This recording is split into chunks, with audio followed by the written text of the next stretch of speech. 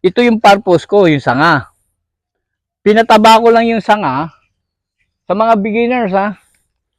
Pinataba ko lang yung sanga dahil ito yung magbibigay ng bunga for the next year. Ngayon, yung sinasabi ng mga basher na ipakita ko raw ang bunga, wala pong nag-pruning after 3 months na namunga po kaagad. Wala po. Kasi yung photosynthesis niya nabulabog, nagulo. Sa mga beginners, kapag nag-pruning po kayo, ibig sabihin, pinutol nyo yung sanga, ibig sabihin, hindi siya magpa-flower. Wala siyang flowering stages ngayon. Ngayon, doon sa mga basher, wala pong namunga na bagong prune na pagkatapos ng pruning mo, namumunga kagad. After 6 months or after 1 year pa yan. Through my experience, lahat po ng na-prune ko, hindi po namumunga lahat.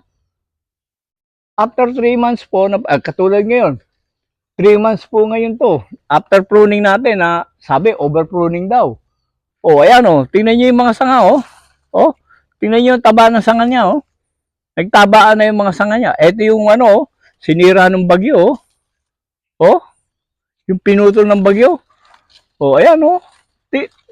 After 3 months po, tingnan mo yung mga sanga o. O,